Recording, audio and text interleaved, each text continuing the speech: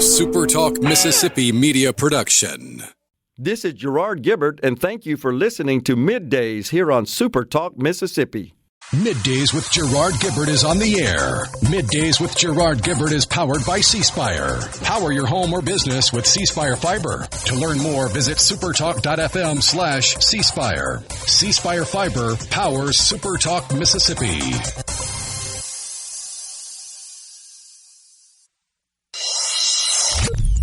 Get ready to go beyond the headlines and join a meaningful conversation with people from around the state. Hello. You're listening to MidDays with Gerard Gibert here on SuperTalk Mississippi.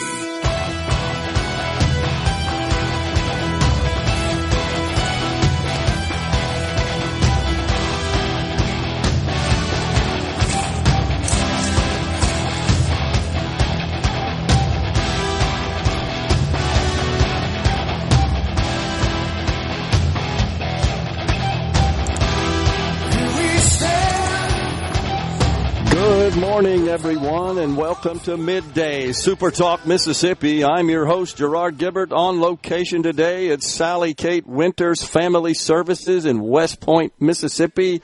Rhino safe and sound back in the SuperTalk headquarters studios. We'll be guiding you through the middle of your day with facts, fodder, and fine music on this Friday Eve. What's going on there, Rhino? Oh, not too much. We've almost made it to the weekend.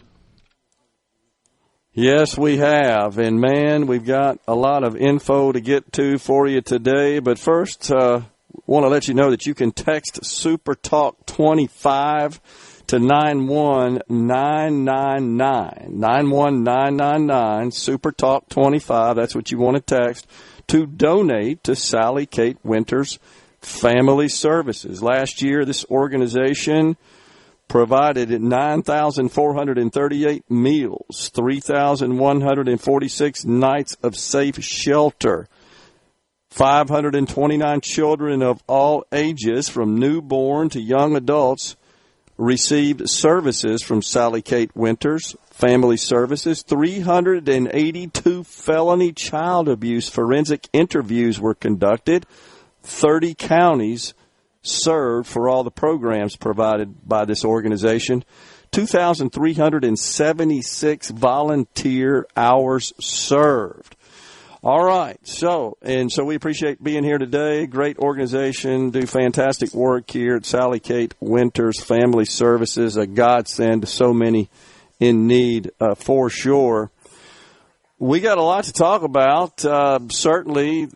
Top of mind to everybody today, the big announcement from the White House out there on the lawn. The President of the United States, Donald Trump, has imposed significant tariffs on other countries. He says it's time to level the playing field and put America first. This is something I've always respected about the President. And in fact, over the fact that, I'm sorry, I got multiple texts coming in and messages and phone calls. I apologize for losing my train of thought there. Just the fact that he's always looking out for the best interest of the country. Now, there are differing opinions on this action, whether or not it is, in fact, in the best interest of the country. I think we all would have to acknowledge that short term, we're going to realize some pain. He told us that. There's going to be a bit of a disturbance, I think.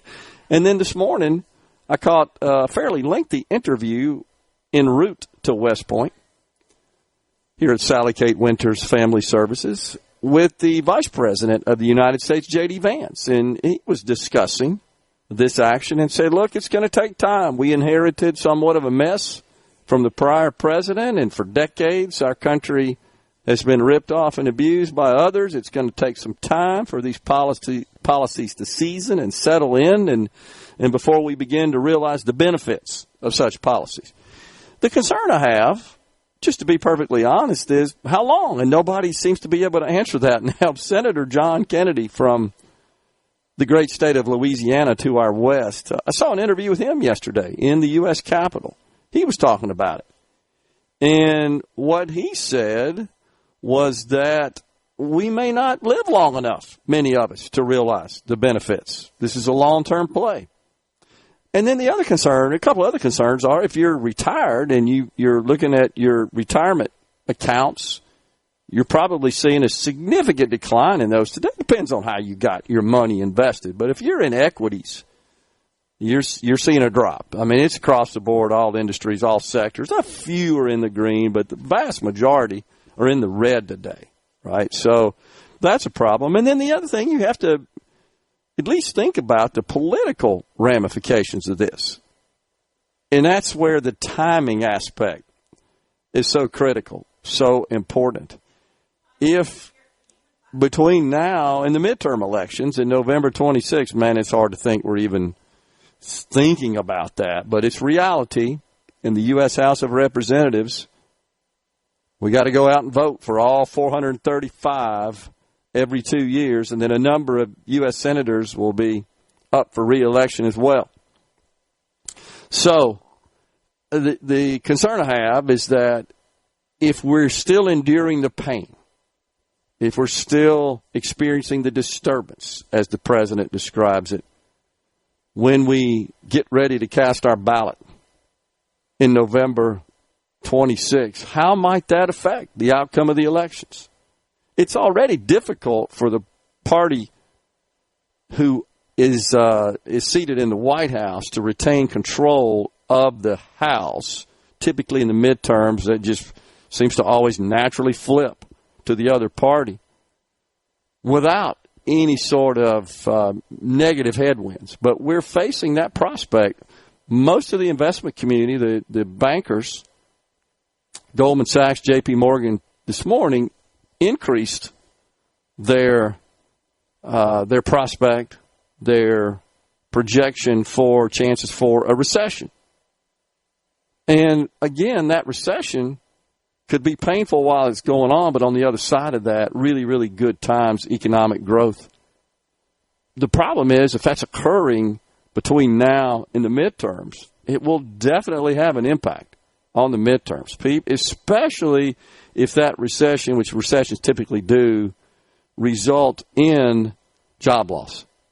If we start seeing job loss as a result of just an overall reduction in economic activity, that certainly could have an impact on the election. And that's what I'm concerned about. And then there are folks that are approaching retirement as well, and they're looking at their accounts, and they're kind of planning a retirement date. I dare say many of them, at least today, but again, it depends on how long this lasts. How long does it endure? Many of them today are thinking, I got to keep working. I suspect there are many people who have already retired and are drawing out of their retirement accounts that are thinking about hopping back in the workforce. And the problem with that, of course, is that that could expand the supply of labor, which could mute any prospects for wage increases, because you just got excess supply and less demand needing that supply. So those are all kind of the dynamics playing in here. There's no doubt the president is absolutely 100% right that we've been hosed up quite a bit by foreign nations who I think have taken advantage of us in their tariff policies, and it's just amazing to me that really hasn't been given a lot of attention, except for the president's first term, where he did implement some tariffs, though they were fairly slight. They're nothing compared to what this plan does, nothing. And most of that was directed at China and then also on aluminum and steel imports. And that did have a small positive impact on those particular industries. But we were only talking about roughly $300 billion of imports. That's less than 10% of what we import. What we're looking at now is way more sweeping, way more encompassing. You've seen also in the last few days a surge to the auto dealerships of prospective buyers anticipating that these tariffs would be implemented, and after implementation, the price of those products would go up substantially. So all of those factors and dynamics are into play. Now, here's what really grinds my gears. Rhino, you remember this, man. During the Biden administration, every Democrat and all of the various key figures, such as the Secretary of Treasury and Fed Chairman Jerome Powell, continued with this crazy narrative that this is just transitory, talking about inflation. And today, all the Democrats, especially the leaders of the respective chambers, they're just blasting Trump's actions on how it will impose and cause inflation on American households and increase their cost of living. Where the heck were they during the Biden administration? Not a peep. They didn't want to talk about it. They dismissed it. They overlooked it. They minimized it.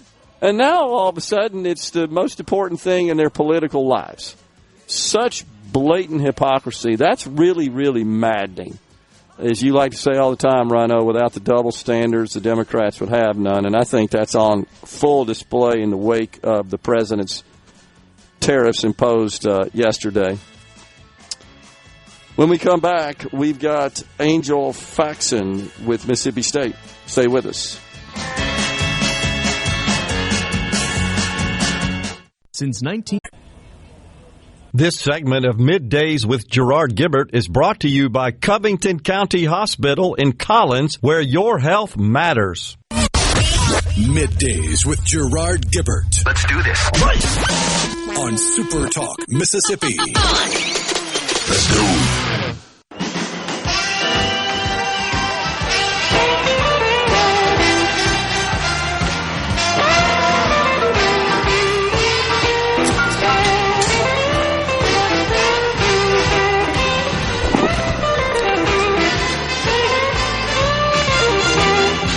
Welcome back, everyone. We are at Sally K. Winters Family Services today. Appreciate you joining us. We're in West Point, Mississippi. If you're in the area, come on by and give us a visit. We are pleased to welcome now.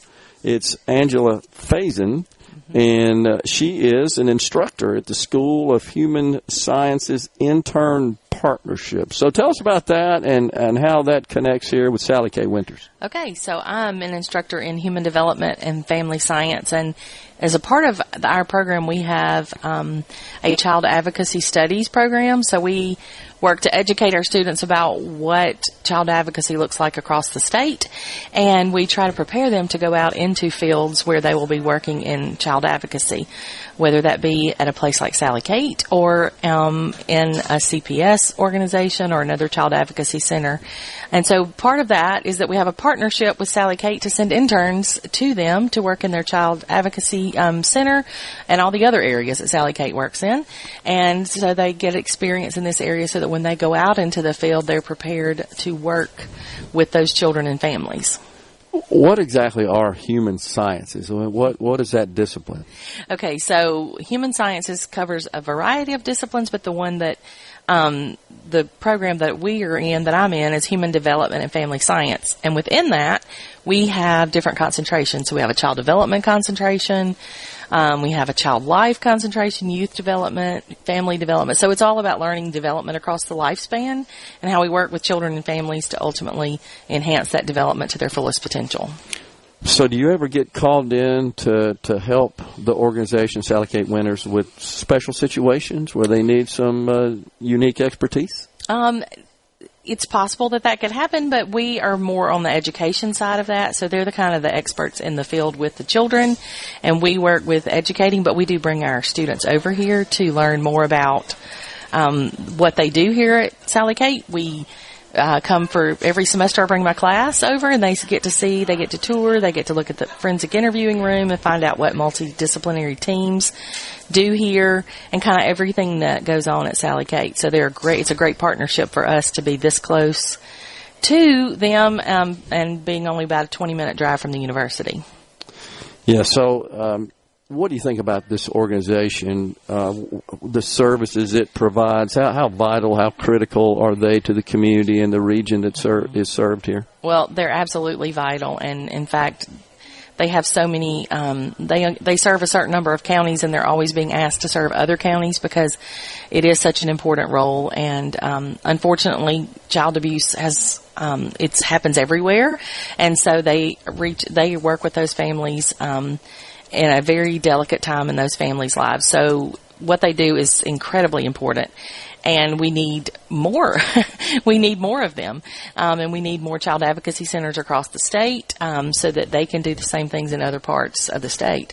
But Sally Kate is a wonderful partnership for us and also a wonderful resource for their community and the surrounding counties. Now, do any of the folks that work at Sally Kate, do they also participate in your program, or have you done some instruction there? Yes, absolutely. So, actually, a couple of the people who work at Sally Kate were my students, and they're now hired here as victim advocates, forensic interviewers, different things, and they come and often do trainings for us, for our students, and we also reciprocate that and can provide them with any resources that we can as well. And part of that is sending them students and interns that can be extra hands on deck for them.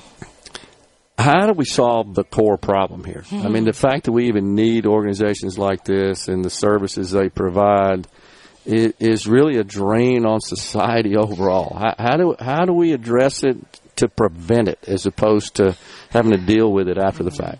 Well, that's a great question, and it's not an easy answer, but child abuse is something that our ultimate goal is to end it. I mean, there's no need. We should be able to end child abuse, but part of that comes from educating parents, educating all Americans about what it is and how to stop it. But one of the reasons that child abuse happens is because of trauma. Other people who have had their own trauma, bring that trauma into relationships with children, and then that can lead into child abuse. And so, ultimately, we have to have a healthier, and that means mental health as well. We've got to promote mental health awareness, and we've got to try to eliminate trauma and help those who experience trauma to get some resources to help them through that. Is there anything, Angel, that we need to be doing at a state level or federal level, even with respect to laws or policies or regulations, to just assist organizations like this and maybe make their lives a little easier? Mm-hmm. I mean, I think that our state is doing a really good job. In fact, with our child advocacy studies program, other states across the country are looking at Mississippi and saying, "Oh, we need to do what they're doing." So this is what we're doing in child advocacy is working, but it's a big problem. And so, yes, there can never be enough legislation. We can make more efforts to criminalize child abuse behaviors. We can certainly have more policies that advocate for children and families. And so I think we're on the right track, but we have a ways to go.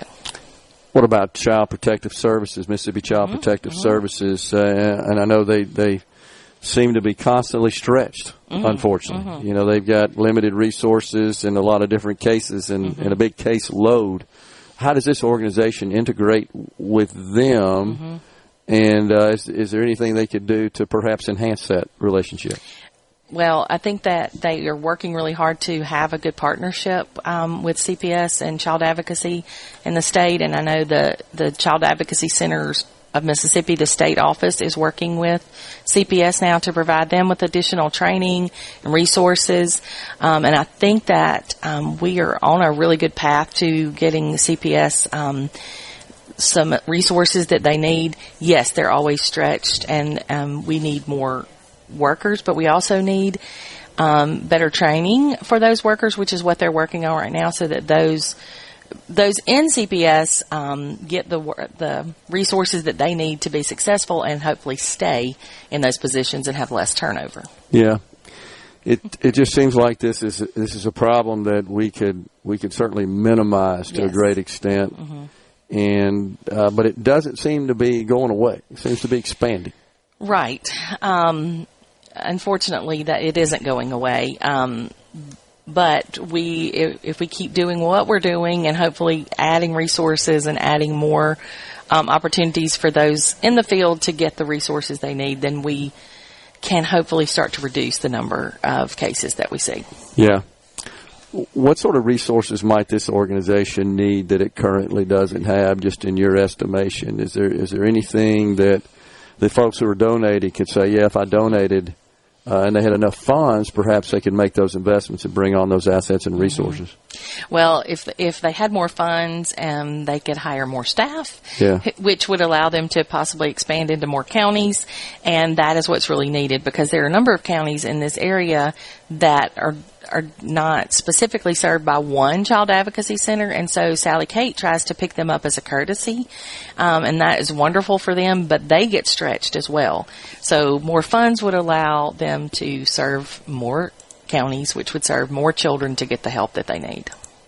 How is these situations handled in other parts of the state? I mean, this is a marvelous organization that's been here a while and services this region, but we don't have these everywhere in the state. What happens there? Well, we do have child advocacy centers across the state, but and there are a number across the state. And in fact, there's a new one opening up in the Delta area now, but we don't have enough. And what we do have, they're going to be very similar. I'm in trying to serve too many counties, and so we need more child advocacy centers across the state. What about nationwide, Angel? I mean, is this a problem it's not unique to Mississippi? No, of course, it's not unique to Mississippi. We do follow a national model, though, for national child advocacy centers, so they do follow the same model across the country, and based on what I know, they're all dealing with the same situation. They need more help. They need more funds to be able to hire more people so that they can serve more children.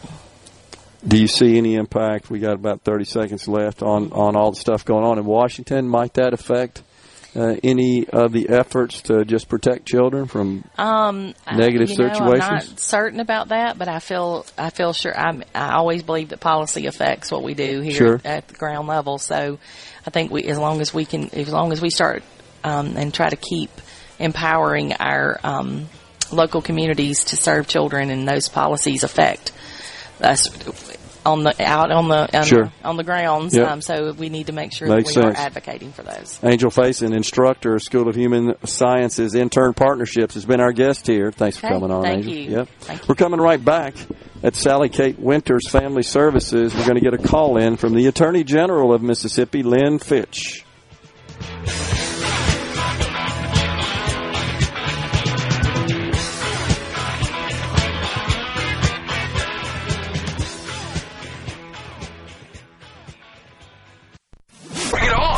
Middays with Gerard Gibert. It is on. On SuperTalk, Mississippi.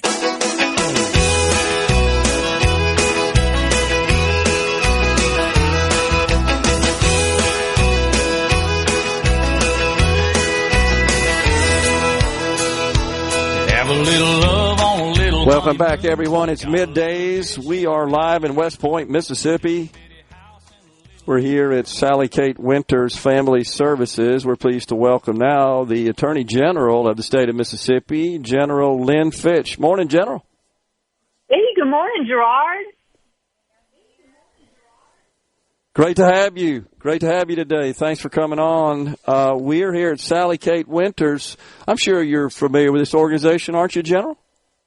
Absolutely. And I'm telling you, Gerard, they do amazing work. I mean, they are looking after our children that might be abused, that are victims now. They do an incredible job. And I'll tell you, we're so honored that we get to partner with the Sally Kate Winters Family Services. They're one of our partners with the MAMA program. You know, we've discussed the MAMA program and how important that is to people across our state. MAMA is an app on your phone. It's a free app, or go to the website. It's Mississippi Access to Maternal Assistance. It's mama.ms.gov. So we'd certainly encourage people to be a part of that. But it's so exciting, Gerard, because, again, this is providing services as we do it together as a unified front, as partners. And the Sally Kate Winters Family Services are one of our great partners. Since this started in October of 2023, we've had 56,000 visits to this site and this app. We've got 400 plus partners, and that's our public. private and faith-based partners that provide resources. And Sally Kate Winters Family Service has been an excellent, outstanding partner for us. This organization does great work. General, we just read off when we started the program the number of meals served and nights of safe shelter, the number of children that they assisted last year, and also child abuse forensic interviews. Really incredible. Served some 30 counties in this region of the state. We were just talking a moment ago, had another guest on, Angel Faison, that is an instructor with the School of Human Services intern partnerships. And just the fact that we even need organizations like this and that we have this problem in our society, what can we do to reverse that, General, so that we don't actually just need all these services? I'm so grateful to your office, to organizations like this, for filling that void and for aiding these children. And how many more are we not even getting to? Oh, you're exactly right. It is so unfortunate to think that we're living in a society and our children are at risk, that they are being abused. But thank goodness there are so many great organizations like, Sally Kate Winters Services that is stepping up to fill the void for these children. Unfortunately, we have to continue to push along and get people to acknowledge and understand that we do have child abuse out there. And April is actually Child Abuse Prevention Month. So the encouragement is for all of the listening audience to please understand, if you see something, you think a child, you think they are being abused, report it. Help us protect those children. We certainly work as well with the Children's Advocacy Centers, as does Sally Kate Winters, because that's so important that we're working together, one, to protect these children, and then to be on the lookout. Unfortunately, the stats right now are just horrific. Nearly 1 in 7 children experience some type of abuse or neglect in the past year alone, Gerard. And 1 in 4 of the girls, they are sexually abused before they turn 18, and then 1 in 6 in boys. And unfortunately, 1 in 5 of those children who have experienced that type of abuse, they weren't even old enough to go to kindergarten yet. And then even more sad, which is something as we talk about it and we outreach, is to let people know that 90% of those children, they knew their abuser. So we look at where that circle is, too, and we now need to get involved and, again, try to keep that and prevent that from happening. It's just absolutely stunning, General, when I hear you citing those statistics. I'm sort of torn between being mad and being sad. I think that's kind of a natural human emotional reaction. These are the most vulnerable members of our society. They often are in situations where they don't even know that what's happening to them is unusual and not right and inappropriate. That's exactly right. These are children. This should never be happening to any child in our state, in our country. But unfortunately, there are too many of these abusers, these predators that are out there. In the Attorney General's office, we run the ICAC task force, which is the Internet Crimes Against Children, and that also helps us find these abused children, child exploitations. So we do those type of investigations here in Mississippi. And just to talk about further how rampant it's gotten, Gerard, in 2024, we got 6,306 cyber tips here from Mississippi. That's an increase of over 1,000 from 2023. So what we do is we work with our partners, we work with our law enforcement officers. We've got 80 affiliates across the state, and we're out there trying to find these predators and be ahead and stop this abuse from these children. We certainly ask everybody, if you see any abuse, you think it might be abuse, take that step. Call us. Call the National Center for Missing and Exploited Children, anything that you might think, and give us an opportunity to see if that child is in danger and that we can prevent some of this further abuse for these children.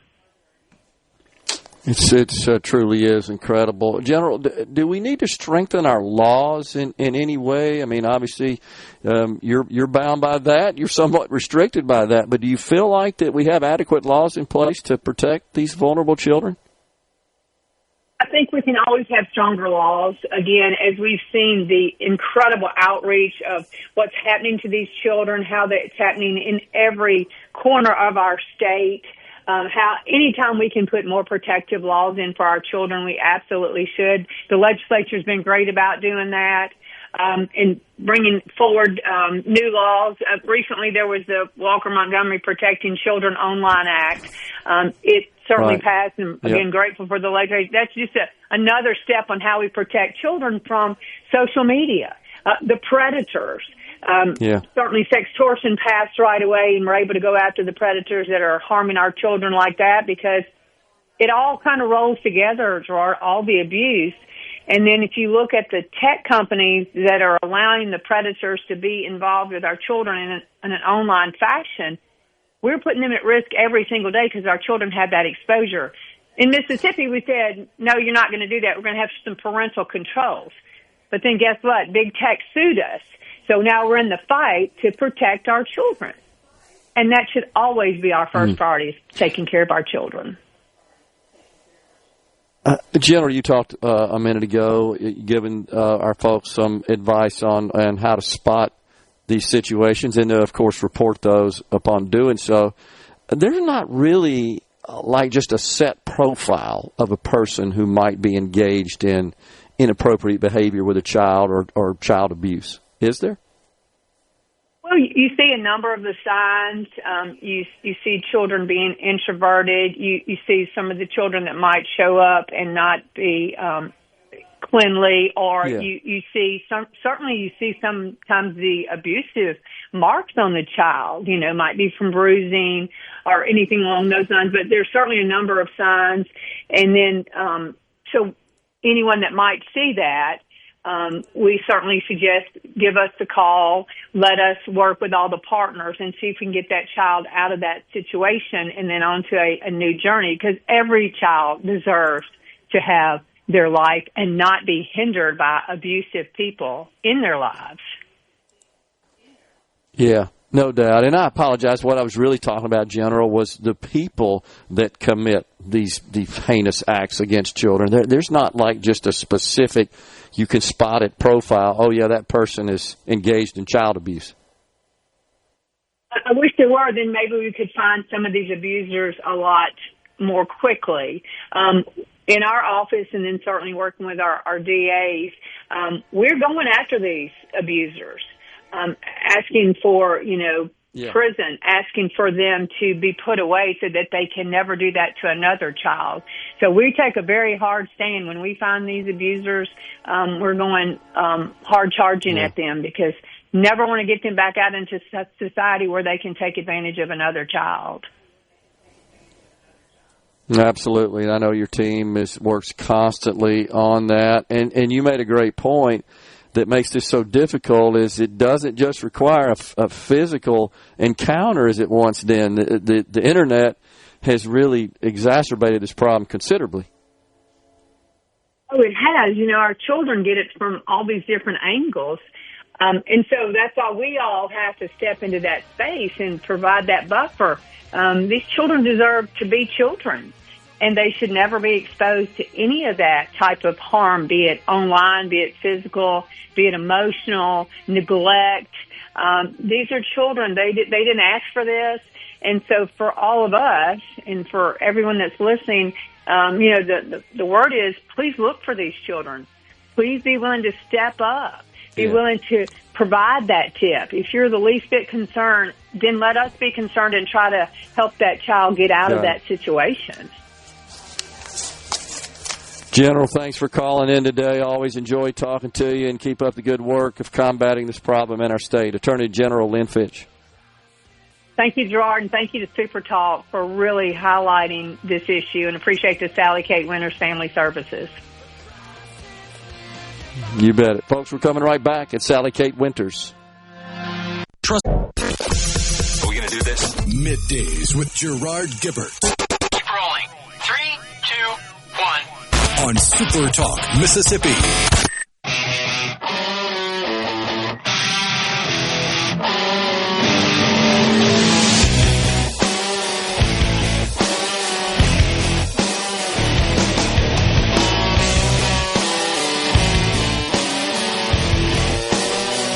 Welcome back, everyone. It's Middays live from the Sally Kate Winters Family Services in West Point, Mississippi. That's where we have relocated the Element Wealth Studios today. We're pleased to welcome now Ben Rush, the Assistant District Attorney and also coach of the Starkville Cowboys football team. How about that, Ben? Thanks for coming on. Thank you for having me. So, Ben, tell us how you're related to Sally Kate Winters Family Services here. How do you get involved with that as a district attorney? Well, as being assistant district attorney, we handle a lot of cases that involve children. And Sally Kate Winters, I love it here. It's a big family atmosphere, and they do a very hard but important job. Assistant district attorney in prosecuting cases for people that violate these children. Sally Kate Winters, just their forensic interviews and making the kids feel comfortable to do probably the most difficult thing in their life that they possibly have to do is to disclose of some of the horrific things that have happened to them. And Sally Kate Winters really make that process easy. And also it makes it easier for us to take these, pedophiles off the streets. And also in the prosecution of these defendants, we rely heavily on Sally Kate Winters to bring justice to these children. Yeah. So we were just talking to Attorney General Lynn Fitch, and I was asking her about, is there a specific profile of a person that's likely to commit this sort of child abuse? Is there some unique characteristics of those people? Could you pick them out of a crowd, for example? And is that one of the problems and one of the things that makes this issue difficult? You can't. It can go from a stranger to a family member that the child loves. And that's really one of the more difficult things in prosecuting these cases and also investigating these cases. There's not a particular profile how this person would look. And that's what makes it so difficult. A lot of times, though, they will, in the cases that I prosecuted, they've built a family-like bond or relationship with the child, kind of gaining the kid's trust, and really prey upon their relationship with the child. And a lot of times they will entice the kid not to disclose, and to hold that information in because they actually, they groom the kid, they groom the child.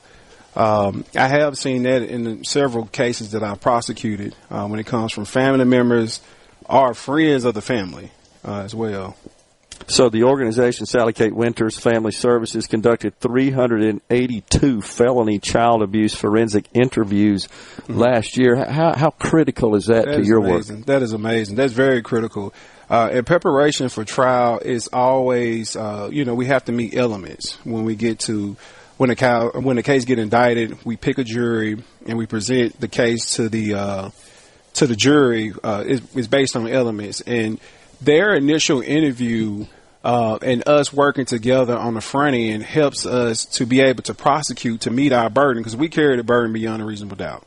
And it is critical. It's very critical that we know on the front end exactly what kind of case we're dealing with. Even before the case is indicted, when we're reviewing the case for grand jury, based on the questions that they ask and the child's responses, we know that it fits into this category for this charge, or this charge, it fits in that category. Gotcha. It's very, very, very critical and important when it comes to prosecuting and getting these guys off the streets. What about the testimony of a child, Ben? Can that sometimes be dismissed just because they are young? It's tough. It's tough. I recently had a sexual battery of a young child. She was 12. She got impregnated by a 30-year-old man who raped her. I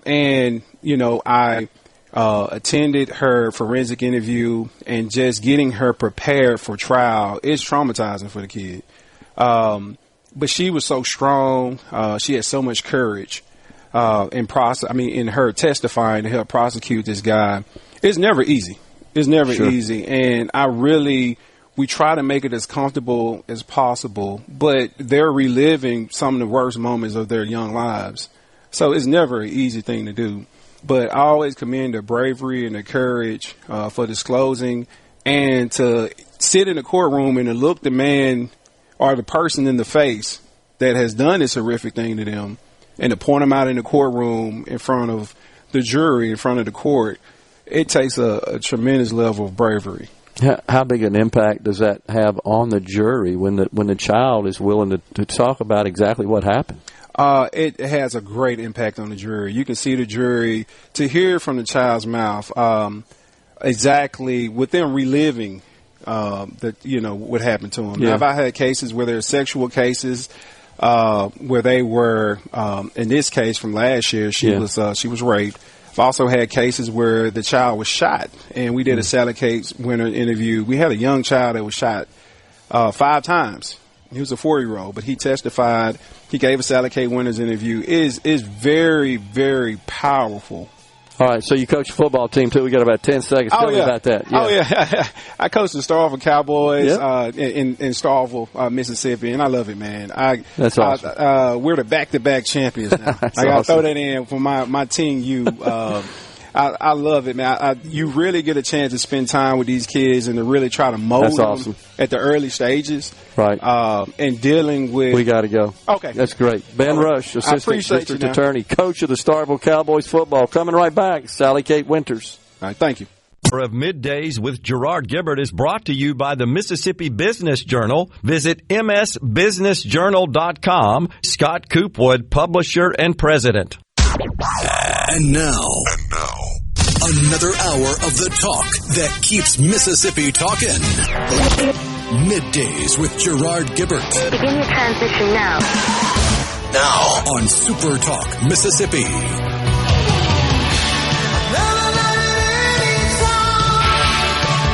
Welcome back, everyone. It's hour 2 of Middays. We're live today in West Point, Mississippi at Sally Kate Winters Family Services on this Friday Eve. Rhino safe and sound back in the SuperTalk headquarters studios. We're pleased to welcome now Cindy Tucker, Executive Director of Sally Kate Winters Family Services. Cindy, thanks for coming on. Thank you for being here. We're pleased to be here. So we've had some great discussions already with the Attorney General, Assistant DA, also Angel Faison from the Mississippi State. So it's been a fantastic day so far. Tell us what's going on here at Sally Kate Winters these days. We read also for the audience the statistics, the number of folks served and other activities that you guys are involved in. It's just amazing. Well, thank you. We have lots of wonderful things here happening at Sally Kate Winters Family Services. Of course, kicking off our April for Child Prevention Month. So, just a day-to-day of just helping our community, servicing the kids in our shelter and our other programs as well. Yeah.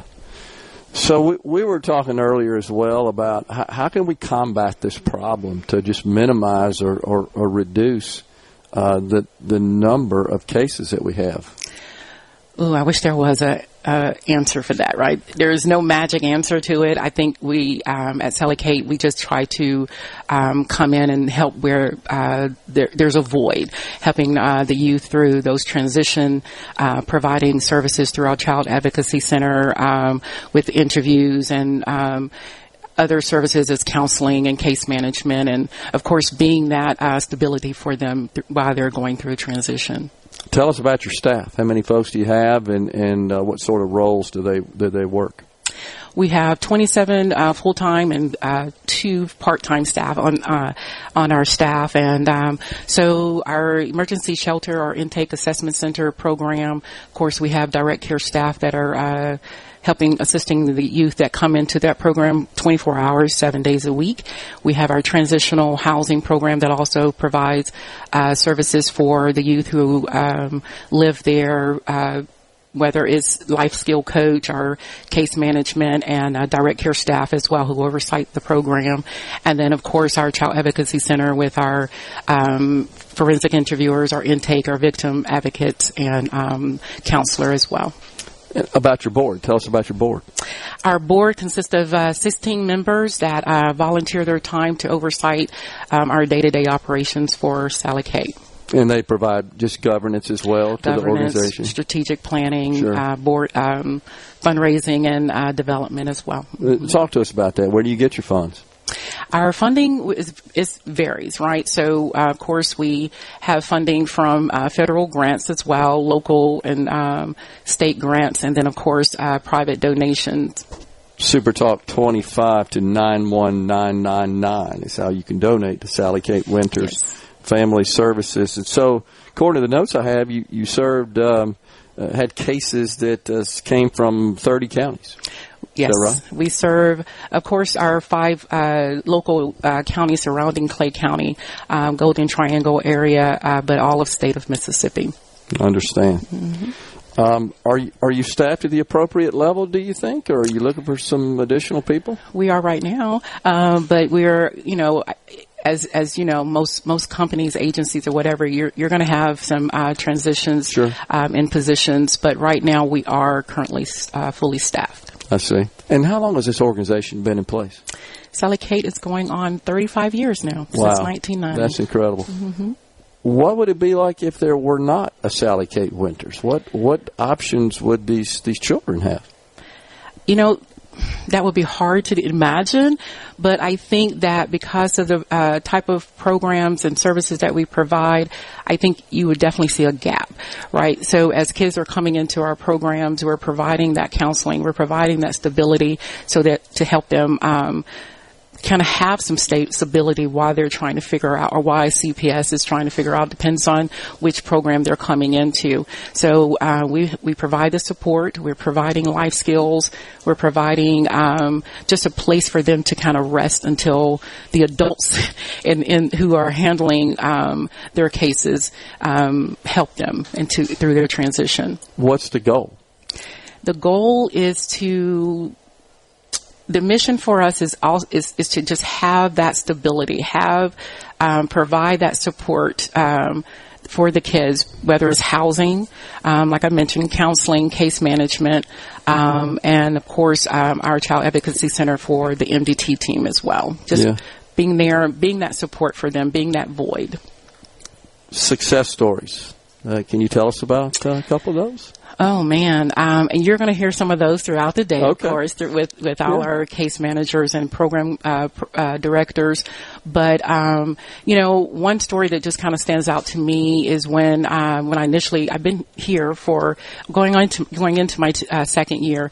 So one of the stories that just kind of stand out for me is when we had a young man who had he was still in high school and he graduated from our program, and with that we provided the help that he needed to just kind of give him the stability so he could focus on his schooling.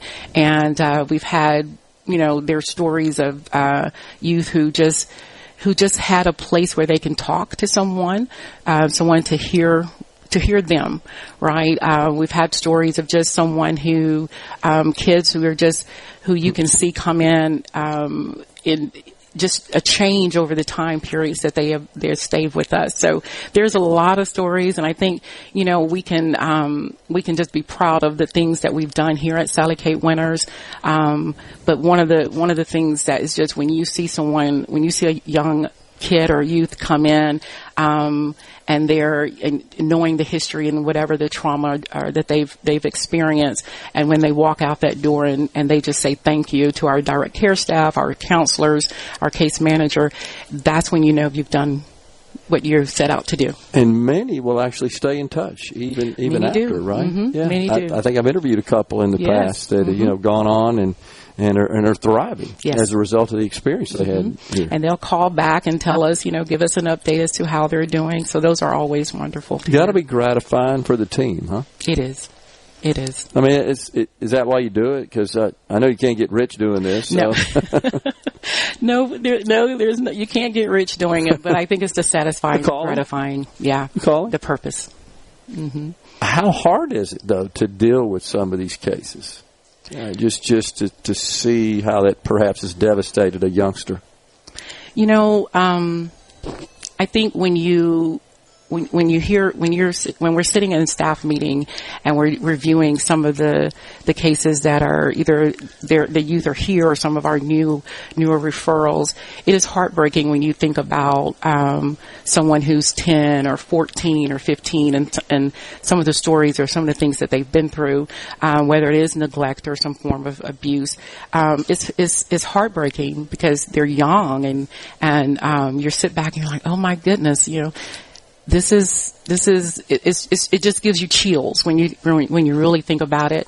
But at the same time, we know we have a job to do and try to make sure we stay focused, give them the best that we can while they're here in our service. Well, children are conditioned to trust adults. Mm-hmm. And when the adults break that trust, that's kind of where it all starts, does it not? It does. It does. And, when you think about what you just said, just thinking about, I always say as an adults, we're teachers. We're teachers. We're supposed to lead and show by example, but sometimes I know some parents fall on hard times or whatever. Sure. So, but I think as the mission for us is to make sure we can show them that this is not the way it has to be, or this is, there are people out there who really do care and really do want to help.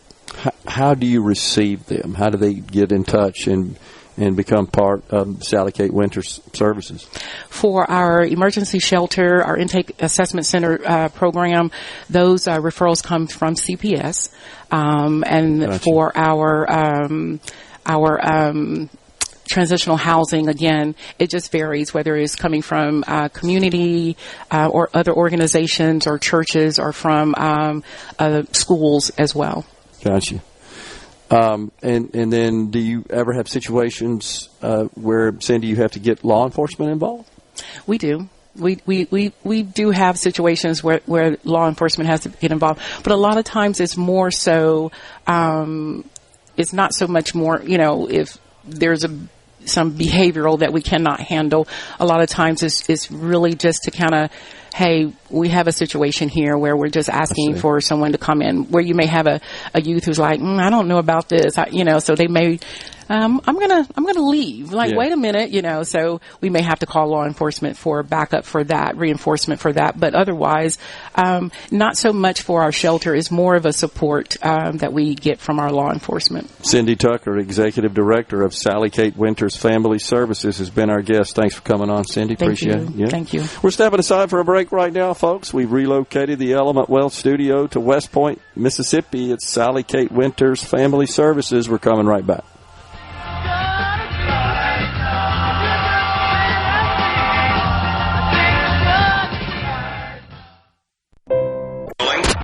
Middays with Gerard Gibert. What? This is so awesome. On SuperTalk, Mississippi.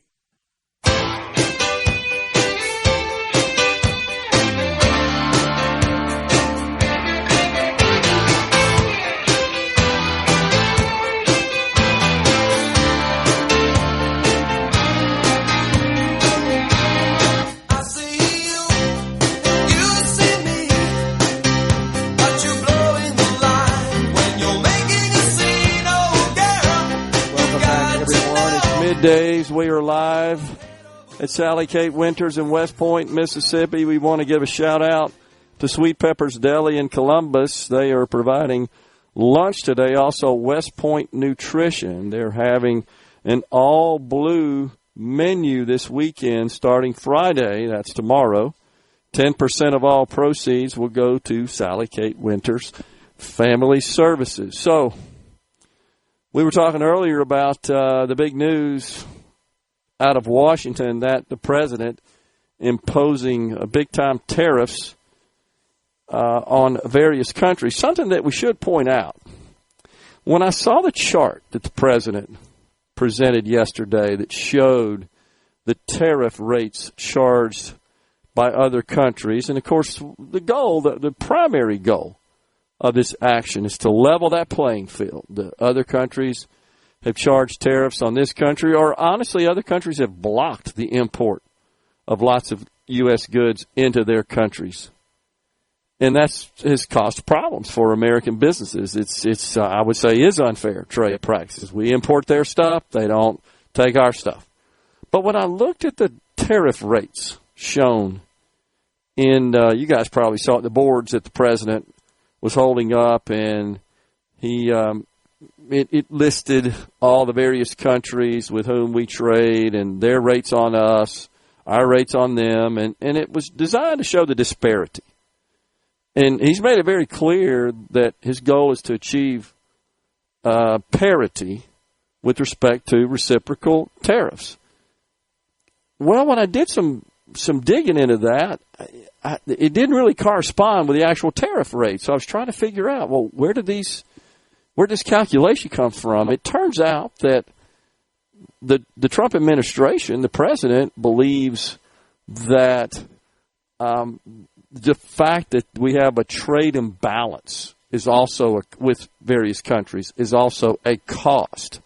So the calculation used to determine the tariffs charged to this country by other countries is not what you think. It's not just this is the straight up rate. Like, for example, if we send them $100 worth and they have a 5% rate, there's a $5 tariff. It's not the way they calculated it. It's calculated as the trade deficit that we have with the subject country divided by the amount of exports to this country by that country. So it's a little misleading. You have to kind of read it very carefully to understand how this calculation is determined. So it's something that the president is highly focused on, and I absolutely want to see parity in rates. And I hope that these countries, because there's still some time, by the way, April 9th is kind of a D-Day on many of these tariffs. I hope they call the White House and say, hey, look, let's cut a deal. And there's nobody that I want on the planet negotiating on our behalf than President Trump. The guy's a consummate deal maker. He wrote the book on it. But it's a little misleading when you look at these tariff rates. And so I think that's worth noting. I'm already seeing that being pointed out by lots of media outlets. So I'll give you an example, is Indonesia. We have a $17.9 billion trade deficit with Indonesia. Its exports to us, to the U.S., are $28 billion. So when you divide 17.9 divided by 28, which really isn't a calculation that has any explicit meaning, well, that results in 64%. But that's not what the tariff rate is that's charged on American goods. It's not 64%. So if you look at China, which is top of the list, it says 67%. We're going to 34%. That's not actually what China charges. We do have a significant trade deficit, but I think the main reason we have such a huge trade deficit is because we have a lot more buying power. We can buy a lot more stuff because we're wealthier, which is a good thing. We can buy a lot more stuff produced by foreign countries than they can buy from us. That's just a fact. And there are even a couple of countries listed on the chart that don't actually have people. I was a little stunned by that one. I found that kind of interesting. That makes really there are no from people. A geopolitical strategy standpoint, especially with how countries like China like to manipulate certain small territories within their sphere of influence. If you didn't put a Vietnam tariff would be such an example. Right. If you didn't put a tariff on an uninhabited island, then the owner of said island would just make that the point of entry for everything and the point of export for everything. And that's how they avert. I mean, it's almost like laundering exports is kind of what it is. Norfolk Island is one such example. That's 1,000 miles from Sydney, Australia, and there's a 29% tariff on that territory. But the Australian mainland is just 10% that's been imposed. So, but I get it.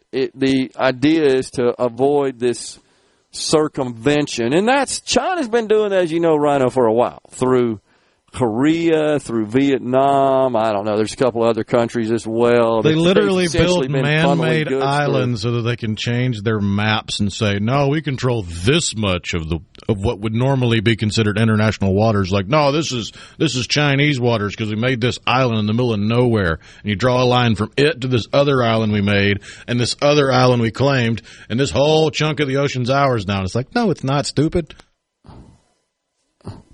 No doubt about that.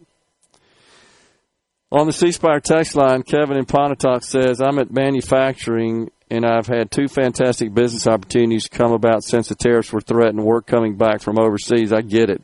There are some things that are going to be painful about these tariffs, but when you're on life support, are you going to not let them shock you when your heart stops beating because it might hurt? That's the condition we're in with manufacturing. Something's got to be done. When you don't manufacture, you don't create wealth. We're draining the wealth of our economy, but the rich don't care because they're still making money. Yeah, I disagree with you somewhat on that, Kevin. Manufacturing historically has always been a very small part of our overall economy. It was at its height in the 70s. It was 30%. It's now about 10%, and it's kind of stayed there. Now, I understand a good bit of that's because we make stuff overseas, but I'm going to say again, do not expect the jobs to come roaring back quite at the level. Will a resurgence and reshoring of manufacturing create more jobs? Absolutely, no doubt about that. But again, the modern factory, not going to have a lot of people in it. They're not going to be people shoulder to shoulder like they were 50 years ago in the modern factory. And in fact, if that's the case, we wouldn't be able to afford anything. When you think about union wages and all the benefits associated with an employee, that would make it non-viable, cost prohibitive. Look, this country, if you look at the GDP of this country as a measurement of wealth, and that's how it's measured, and you look at household incomes straight up over the last 50 years, there's no denying that, and no country's even come close to keeping up with that. I fully agree that other countries are taking advantage of ours because we do have enormous buying power, and they know we're going to keep buying what they send us, and they don't have the buying power we have. I would also say that a good reason that many American manufacturers move their operations out of this country is because of just continuous demands from labor unions. It got to where it became cost prohibitive. Rhino's pointed out many times. $9 to $20 a day for a Mexican auto worker, and you can't get that for an hour of American labor. And I'm simply pointing out that would make the cost of vehicles at the same labor force at that labor rate would make the cost of vehicles prohibitive. Nobody would be able to afford them. So I think what we're going to see is this incredible resurgence of domestic manufacturing that's going to be highly, highly automated. And here's where the job opportunities are going to come from. The people who make those technologies, the people who produce robotics and artificial intelligence and factory automation, and then support them. And then, of course, the massive amount of jobs needed just to construct these facilities. It's not just typical manufacturing, says Kevin in Montauk. It's mining, natural resources, farming. I totally agree, but keep this in mind, Kevin. Mississippi's farmers rely on other countries. Without other countries, Mississippi's farmers would collapse. And also keep in mind that in the first round of the Trump tariffs in his first term, I think he issued $28 billion of subsidies to bail out farmers because we were losing a lot of the export capability. So just keep that in mind as well. We rely on other countries to buy our stuff just the same as they rely on us. We just have a lot more buying power than they do, and that's a good thing because we're much wealthier. We're coming right back at Sally Kate Winters Family Services in West Point. Attention, adoring fans! It's time for Middays with Gerard Gibert on SuperTalk, Mississippi.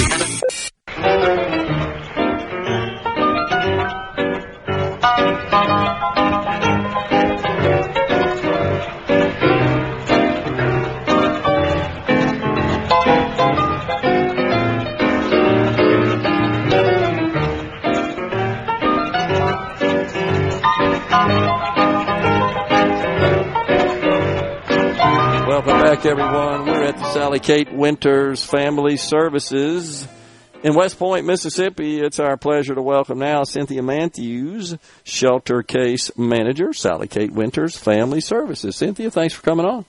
Thanks for having me. So tell us exactly what you do as a Shelter Case Manager. As a case manager, I do intake for the shelter youth, and our youth, they come to us from Mississippi Department of Child Protective Services. And as a case manager, I will schedule their medical services. I assist with enrolling them in school. I collaborate with any medical or schooling, and also with the volunteers. Gotcha. How many can you accommodate at any point in time? We can accommodate 12 at a time. We house 12. But normally 6 to 7 is about our average.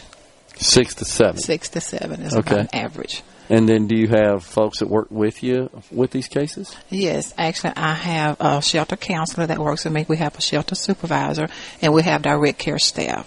Our direct care staff works directly with the youth, and we have 2 on each shift.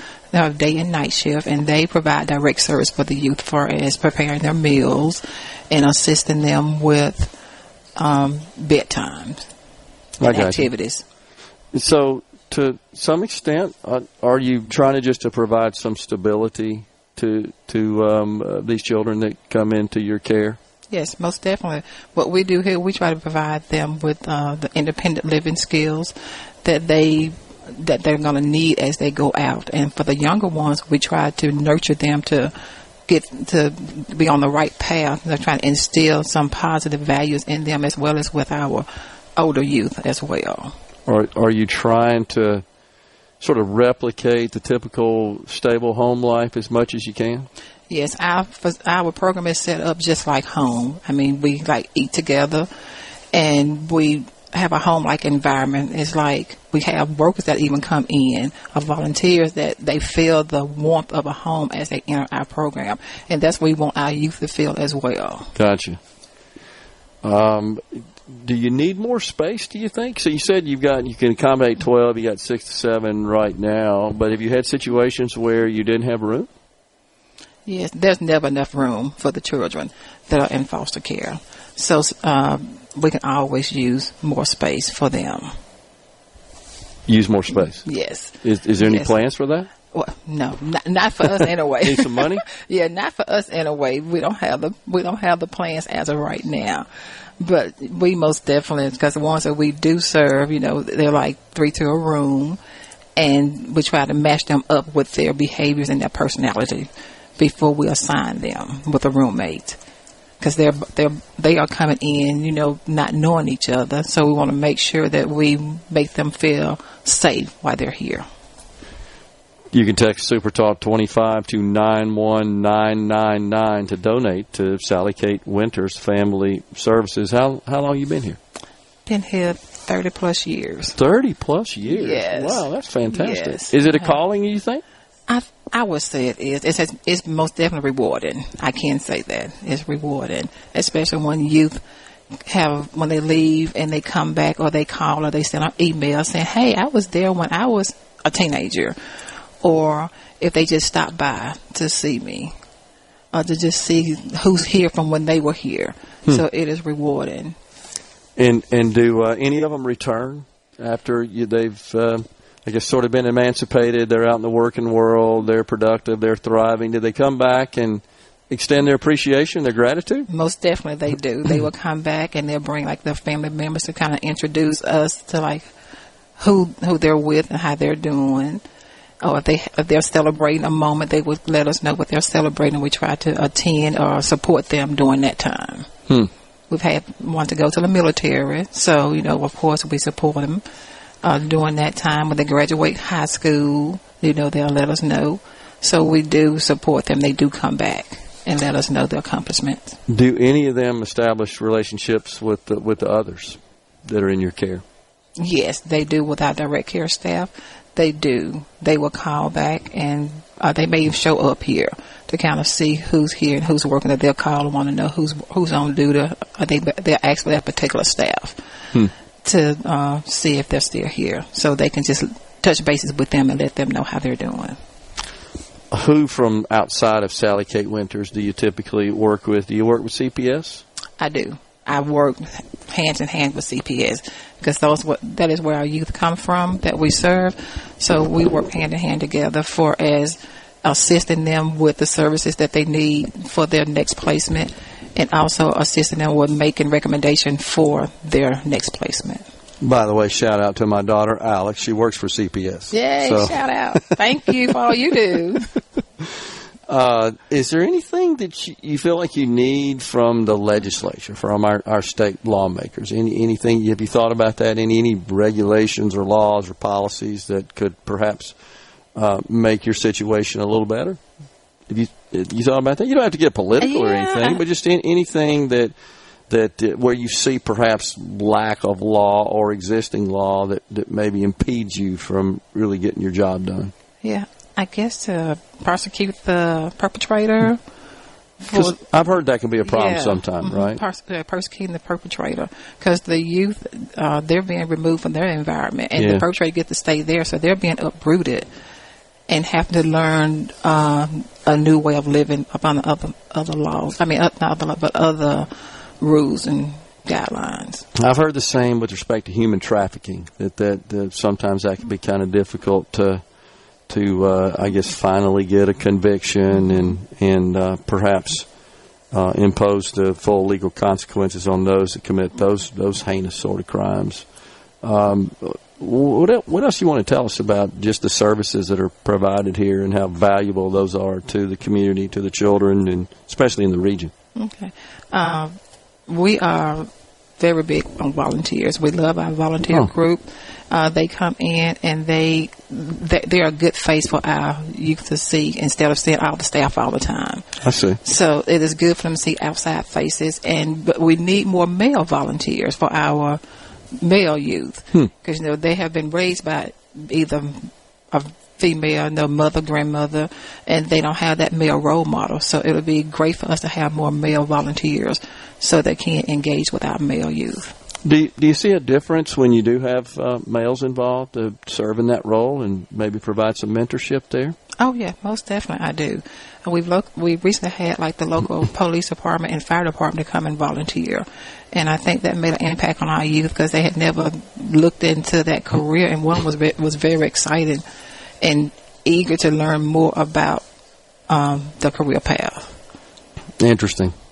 And how, if one wants to volunteer, how can they raise their hand and do that? Get in touch with you guys? They can call Sally Kate Winters 662-494-4867, and they can ask for our outreach, and that person will directly get in contact with them and set up a schedule so they can come in, do the paperwork, and start volunteering with our youth. And SuperTalk 25, that's what you text, SuperTalk and the number 25 to 91999, excuse me, to make a donation. You told me earlier, how many are on your team that work with you in your organization? We have Shelter case? I want to say 16. 16, okay. Roughly. Somewhere in there, but no more than that. What's their typical background to do that kind of work? They usually have a high school diploma or GED, the ones that work directly with the youth. And then, of course, they have experience. They have worked in the field of child care previously before coming here, either a Head Start, daycare, and some are just having your own children. Yeah. That's experience. Okay. Mm-hmm. That would qualify. Yeah, sure, that makes sense. Yes. That's as good as it gets right there, isn't it? Yeah. Incredible. And so, same motivator, you think? Just a calling? They just want to help children in need like that? Yes. For the employee, you have to call and fill out an employment application. Mm-hmm. And then, we have a shelter supervisor. She reviews those, and she will decide, who she selects to call in for an interview. I see. That's the interview process. I see. Mm-hmm. Are you looking for people now? Currently, we are not. Okay. Yeah. Currently, we are not. I think we are for the group we have right now. I think we're good. You said you've been here 30 years. How long do you think you'll keep doing this? I don't know. I don't know because it's so rewarding. Yeah. It is very rewarding, and then it's a learning. The kids learn, and I learn. I learn from them as well as trying to teach them. So it's learning and growing. I actually agree with you quite a bit. You can if you pay attention to young people. We can all learn from them, can't we? Yes, especially with everything changing. So they kind of keep me in the loop of with all the changes that's keep going on. Keep you on your toes, keep don't me on my toes. That's right. That's awesome. Yes. Cynthia, appreciate you coming on. Thanks for having us today. Thank you for having me. Cynthia Matthews, Shelter Case Manager, Sally Kate Winters Family Services, has been our guest. We're stepping aside for a break. We're coming right back with the Element Wealth Studio in West Point, Mississippi. We've got Craig Blaylock, Human Resources Director at Yokohama, next.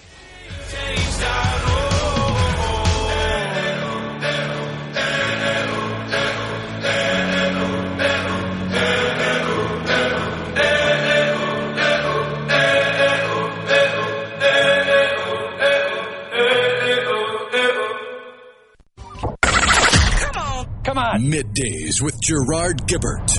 All right, we are back on SuperTalk, Mississippi.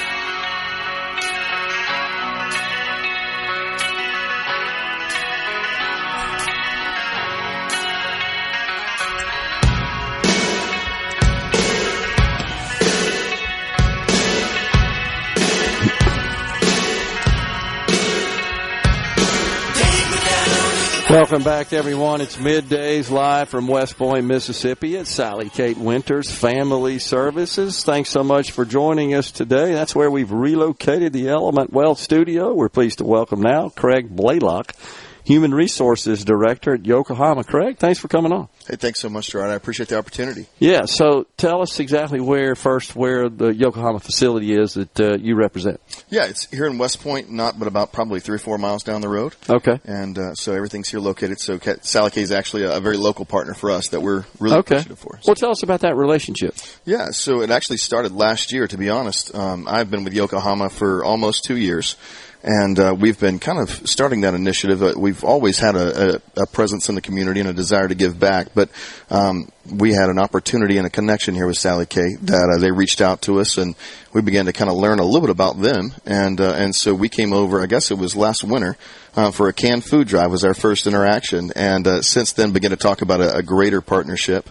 And it's just blossomed into a very beneficial one for us and our employees, but also for them, I think. So it's a great partnership. We love it. So exactly what does that entail? Do you have the children that are perhaps in the care here in the shelter that come work, maybe as interns or something at the facility? We haven't gotten there yet, but we're actually in conversation trying to develop some programs for that. They've done a wonderful job so far of some recommendations for students that are eligible for full-time employment and making some of those recommendations there.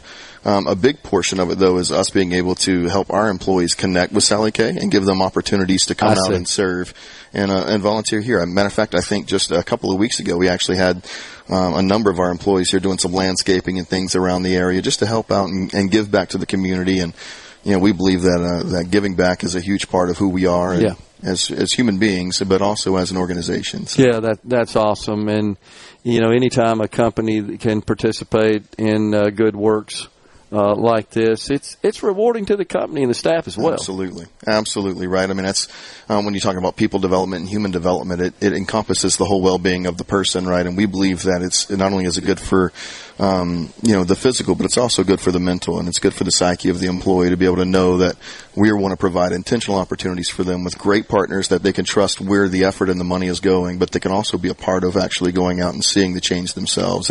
We think it's great for everyone involved. And I know you guys don't do it for this, but it's an ancillary benefit. Our economy benefits as well when we have thriving, productive adults, and when they come from difficult circumstances as children, it makes that even more difficult to get to that point. That's right, and as a community, I think that West Point's very blessed to have Silicate here, and as a state, I think Mississippi is, and I know as an employer, we are. And I think to your point, it's such a huge piece whenever we begin to look at people who are less fortunate, or people even who are in poor situations, and then someone to actually care. And someone to invest time, invest resources, but also not only just give them a shelter, but also develop skills into them and help them develop skills of their own. And that's what these folks are doing here at Sally K, and it's such a beautiful thing to see. How do the children receive that when you get people that are coming from a local private enterprise that are getting involved in the work here? How do they receive that? Well, what we've seen is just pure excitement and welcome.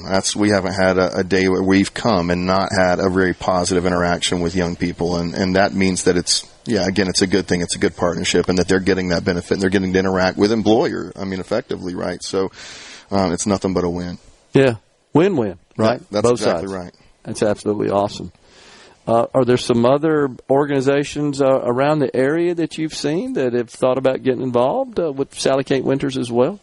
We're talking about to everybody that we come in contact with. So all of our partners that we meet with on a regular basis hear about Sally Kate because we believe it. Even from a personal side, it's been really neat. I was talking with an individual in the community last week over in the Columbus area, and they were talking about the need to impact young people. And I began to talk about Sally Kate, and he was like, I didn't even know that they were there. And so, we really believe in the mission of Sally Kate, and we also believe in the fact that more people need to know about it. So it doesn't need to be the best kept secret in the area. That's awesome. So you guys are helping them just by getting the word out, promoting the organization like that. That comes around and translates into perhaps more donations for them, or just more awareness within the community to ensure that they got all the resources that they need to do the good work. That's right, and that's the hope, right? Is we want to be a good partner, not just a partner. So. Yeah, that is awesome. So you said you've been with Yokohama a couple of years, right? That's right, almost. Yeah. So I'm getting close. And what do you produce here exactly, and where do you ship it? Yeah. That's a great question. So we produce truck and bus tires here at our local facility here in West Point. So you don't see anything that is going on a vehicle or a car, that kind of thing. But school buses, over-the-road trucks, those kind of things. Big tires. That's exactly right, big tires. I think our smallest one's a 22-inch tire, so pretty good size. But then we're sending not only direct to consumer, but also into warehouses that are selling to chains and different things that are around the country. So. Gotcha. Craig, appreciate you coming on. Hey, it's been my pleasure. Thanks so much for the time and the opportunity to promote Sally Kate. And thanks for all the work you and your company do to help Sally Kate Winters here locally. Appreciate that. We're honored to be a part. Craig Blaylock, Human Resources Director at Yokohama, has been our guest here on Middays in West Point, Mississippi at Sally Kate Winters Family Services. We're stepping aside for a break. Top of the hour means Fox News, SuperTalk News coming your way. Then we've got the afternoon portion after that.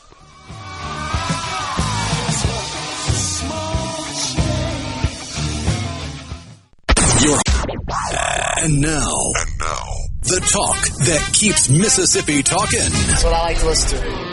You're listening to Middays with Gerard Gibert here on SuperTalk Mississippi.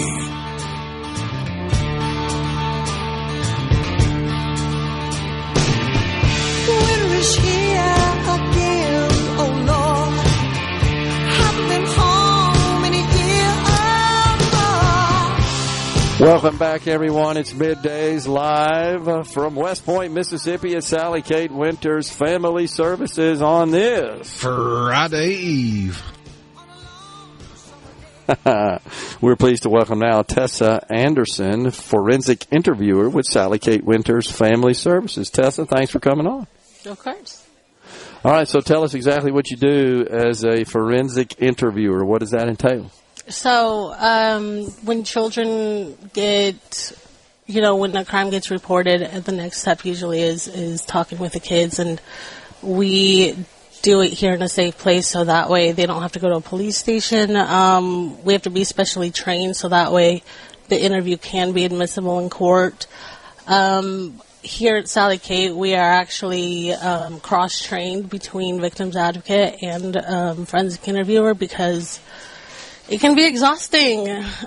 Doing 3 or 4 interviews a day, 4 days a week, year-round can be extremely exhausting and a lot of burnout. So, what would be the age range of a child that you would interview? Depending on their mental capacity, 3 or 4 years to 17 years of age. It's got to be difficult to interview someone that young. It can, and sometimes they are very verbal and can speak, and sometimes you just get a kid running around, and at that point you just have to kind of say, well, we tried, and then move on. It's critical, I assume, to the justice process, the legal process? Yes, and there's a huge misconception that I hear parents say when I'm doing the victims advocacy part that if they do a forensic interview, then the child doesn't have to testify in court, and I have to explain to them that they do. They still do. I don't know where you're getting that information, but hopefully the truth can come out that the accused still has the right to face his accuser, and that includes children as well, but the courts try to make it as comfortable as possible for the child. But the video itself of the forensic interview can be a huge step in evidence for getting more of a plea deal rather than going to court. So if they know that there's a video, then it can help them make plea deals. But it can definitely help when the child goes to court to show, because it can take years to go to court. So having that video right after the incident can help the child, the jury see the child at the time, hear the child's words. That can be very impactful. And Are you also charged with the responsibility of preparing a child if they do have to testify in court? You don't get a plea deal? As a victim's advocate, yeah, that can be part of your job. Usually the district attorneys will have victims advocates there, and they will work with the families and children to help them with court. But if they are here and they have questions, we do have information. We do sit down and talk with them and kind of explain the process after the interview, depending on what the MDT team decides, whether to close out the case because there wasn't a disclosure, or what more of an investigation from police side or social worker side. Do you ever have situations when you're conducting a forensic interview where it really does touch you emotionally and maybe can make the job a little more difficult, or stay with you, linger with you? Yeah, I'm still a baby interviewer. I've recently just started doing it, but I have sat in on interviews and I've watched and I've read the reports, and there are some that it still sticks with you, just the horrendous things that happened, the fact that the child was able to sit there and actually disclose to someone, basically a stranger, and that's why we try to make it as comfortable as possible for the child to be there, to make sure that the child feels safe, because we do not want to re-traumatize. Usually the motto is child first, so we make sure that the child's safety and well-being comes first. But yeah, there are still some where I can still think about, and hopefully they're doing okay and they got the help they need, and that's where do you come across situations where a caretaker or a family member perhaps has concerns about allowing the child, just objects to being interviewed? Yeah, I've had a couple of instances where the family is informed that they are able to sit in the interview for some reason they think it's like being interrogated at a police station where they can sit there and the parent has to be there. No, we don't allow anybody in there but the child and the forensic interviewer. And I've had parents say, wait, what? No, I want to go back there. And they start up a little fuss, and that's where the victim's advocate has to kind of calm the parent down and explain to them that it's for the safety of the child and the integrity of the interview. Gotcha. Do you have situations, I guess, that would be difficult to the point where the child just refuses and won't cooperate? Or do you have a way to perhaps try to work around that, maybe motivate and induce them, because it's critical, perhaps what they reveal and what they disclose is critical to prosecuting the case?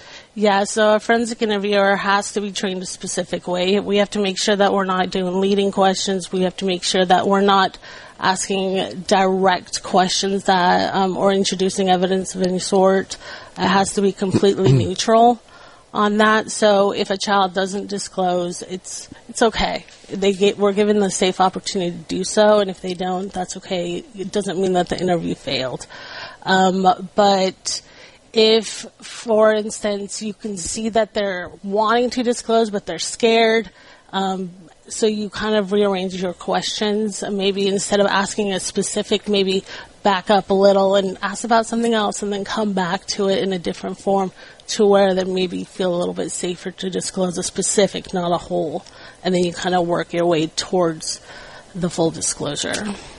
Do you have to kind of start with building trust and a rapport with the child before? I mean, you just don't sit down and start launching into difficult questions. It's not an interrogation, and there's a specific protocol for forensic interviewers, and the first thing we do is, the victim's advocate kind of gets the child, a little warmed up to the place, and then when they come back with us, we do build a rapport and ask things that are not at all relevant to the case, so the child can open up a little bit. But it's also to kind of test how they are, and how they can, disclose details, how they can, manage time, and things like that. So that way we kind of know how we word the question, so that way they can understand. If you have a situation where the child is needed to testify in court, would you have situations where you would recommend perhaps to the DA that the child really shouldn't be required to do that it might cause problems, might harm the child? The DA would be in contact with us, and that's what MDT meetings are for, is the police, social workers, victims advocate, forensic interview, the DA's office, and anybody else needed, and we will all talk about it. And if it does go to court, then the prosecutor, they have to make sure that they make the correct accommodations for the child. If they get special circumstances, maybe they don't have to go directly, but that's for the prosecutor to determine.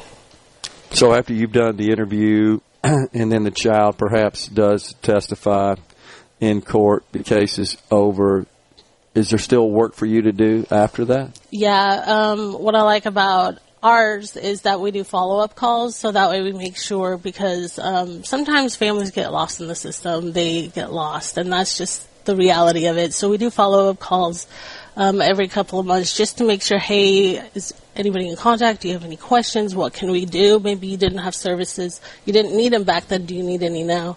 Just to double check that they're getting everything they need. Yeah, or just check in on the overall health of the child at that point. I'm sure that could be possibly traumatizing for them to have to relive that. And that's why we make sure that they have the counseling and the therapy if they want it, that we make the referrals for them, or we send them a bunch of different places that would fit their insurance or whatever they have to make sure that they have access to it. Where do you typically conduct the interviews? Here at Sally Kate. Is that pretty much always a requirement? Yeah. Or okay. Yeah, we have to have a specific type of room. We need the recording to make sure that it's done properly and it can go to court if needed. Yeah. How many others do what you do here?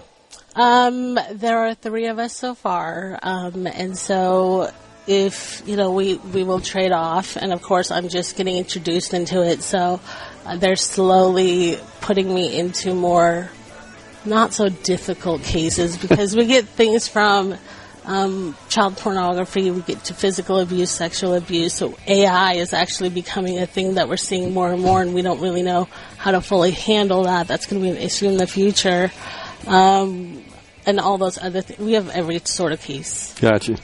Tessa Anderson, forensic interviewer at Sally Kate Winters Family Services, has been our guest. Thanks for coming on, Tessa. Of course, appreciate it. Folks, we're stepping aside for a break right now. Once again, we're in West Point, Mississippi at Sally Kate Winters Family Services. We're coming right back. Stay with us.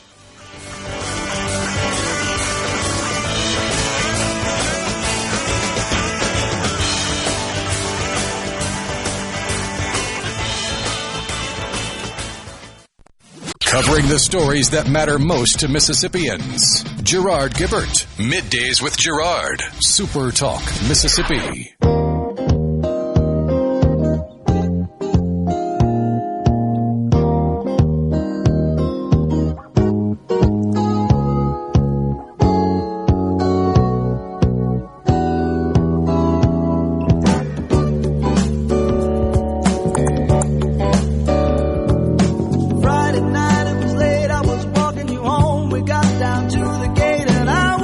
Welcome back, everyone. It's Middays from Sally Kate Winters Family Services in West Point, Mississippi. You probably heard by now, but the old legislature, Rhino, looks like the House has done checked out and called it a day.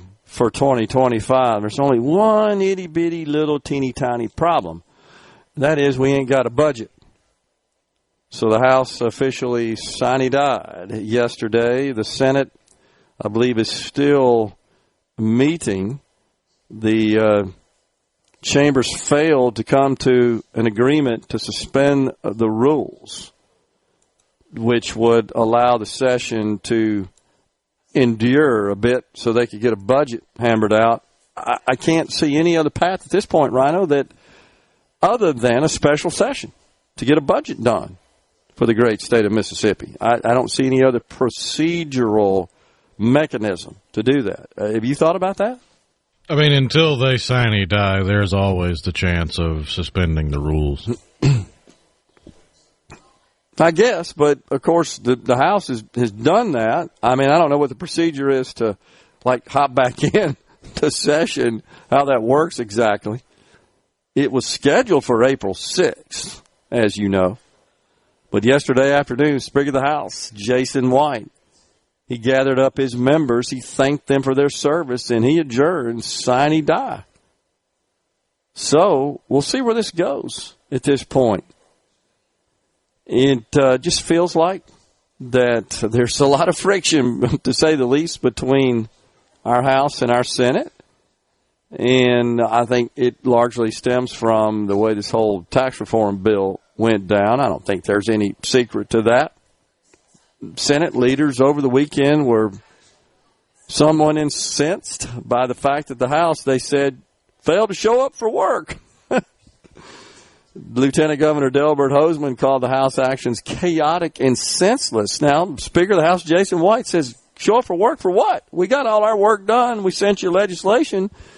And then Senate Appropriations Chairman Briggs Hobson says, yeah, but you didn't sign it. So can it get any crazier, any nuttier? I can't remember anything like this ever, honestly, since we've been covering this.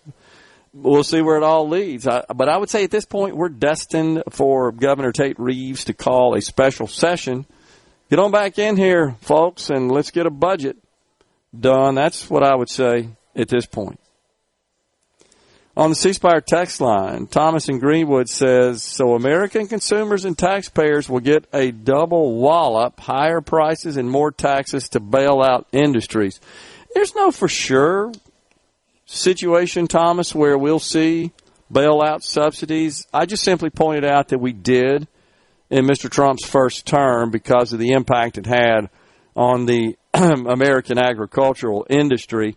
It'll be interesting to see how that plays out in Mississippi. Now, I did see that Agriculture Commissioner Andy Gibson, he put out a press release fully embracing and supporting the tariffs. He says that foreign nations have taken advantage of this country, and I agree with him with respect to tariff policy, and that he's glad to see the president take some action to level that playing field and end that disparity. It's just it's a timing thing, and it's a timing as in, will this affect the midterms? It's a timing in that, will this create backlash among voters that say, wait, you told us you were going to lower prices are going up. And that may be short term. It may be short lived, but man, people have short memories as well, and everybody thinks about today.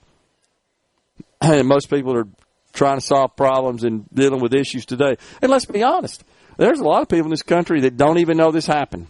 All they know is that when they go shopping, stuff's more expensive. Presumably, if these tariffs are not absorbed by American importers. And keep that in mind, it's American importers that pay tariffs. It's not foreign countries. It's American importers who bring these products across the border into this country. They are the ones that remit the tariffs to the United States Treasury. Some may absorb those fully. Some, on the other hand, may pass them on, and others perhaps will employ some sort of hybrid approach. They'll absorb some of it, they'll pass on some of it. Remains to be seen. One good thing about the tariffs that we're seeing today, I hadn't checked in a couple of hours, Rhino, is that the price of oil fell about $5 this morning. But the reason the price of oil fell is not because we had a sudden increase in supply, an excess of supply, more drilling, more exploration, more extraction. The price of oil fell, remember, it's futures, because commodities traders anticipate a recession. And a recession means less consumption, less demand for oil. And that's what they're trading on right now. Again, we shared with you earlier that the big Wall Street economists are predicting a recession, more of a probability of one than they had previously announced. I don't know. At this point, I'd say it's 50-50. Just looking at some of the indicators the last couple of days, we are seeing consumer sentiment really moderate rather substantially. We're going to get some more labor data in tomorrow and see where that looks. We got labor today, and jobless claims are up a little bit. But overall, the labor market's still pretty strong. Heck, I worry about where we're going to get all the workers, even though I do believe newly built modern factories, as a result of this onshoring or reshoring driven by tariffs, are going to require fewer people, less labor. What they need is still hard to find. I mean, there's still lots of jobs. There just aren't enough people available to work those jobs, and that's going to keep the pressure on wages as well. It's a good thing for American workers looking for work, undoubtedly. So we'll see how all that plays out. Something else that I wanted to share with you is, if he didn't already have enough problem, National Security Advisor Michael Waltz. He was talking about, of course, he's been under fire for someone participating from the Atlantic, a journalist, in a signal chat among top officials where they were talking about U.S. air attacks on Yemen Houthis. Now it's been revealed that he's been conducting government business using personal Gmail accounts. Rhino, I'm not sure there's another email system. Houston and I were just sitting here talking about it on the break that's less secure than Gmail. Yahoo. So that's, possibly. I put that in there. He said Yahoo. So Houston's laughing. Yeah, you're probably right. But, I mean, they're cut from the same cloth. Let's be honest there. The other one that used to be the source of a lot of nefarious email traffic was AOL, of course. So it's still notorious for that purpose. And then, of course, there was the old pop mail. Before we had all these sophisticated email systems, just plain old pop mail. But nonetheless, this bothered somewhat, and I think we're going to see more about that. There are rumblings in Washington that Mr. Trump isn't particularly happy with his national security advisor, Mike Waltz, who, of course, was called up to serve in this role from his cushy seat in the United States House. We just had a special election for his seat, in fact. So that's a bit of an issue. Senate Republicans, on the other hand, they have, in fact, passed a budget resolution, 70 pages. They say they would give Senate Budget Committee Chair Lindsey Graham. I got to tell you, I'm not terribly confident that Lindsey is the best person to be in charge of this endeavor. He is a staunch ally of the president, but this is going to come into play as to whether or not extending the Trump tax cuts is going to happen. And it all has to do with the extent to which the combination of extending the tax cuts, adding new tax cuts such as tips and overtime and Social Security, they're trying to do that, lifting the SALT cap, that and what spending they intend to cut, how they get scored by the old CBO, and then which transmits that to the Senate parliamentarian, which may be the most powerful person in the country right now, the Senate parliamentarian. I think the best thing we could do for the U.S. economy is get these dang tax cuts passed. And I'm hearing saying, yeah, we got time, and they're talking about maybe late May type of time frame.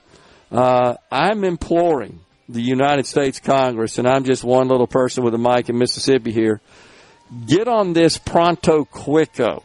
Make the one big beautiful bill a one big beautiful law as quickly as you can, I think the entire economy is anticipating it and big time relying on it. So get on it, chop, chop. We're stepping aside for a break here on Middays at Sally Kate Winters Family Services in West Point, Mississippi. Text SuperTalk 25 to 91999.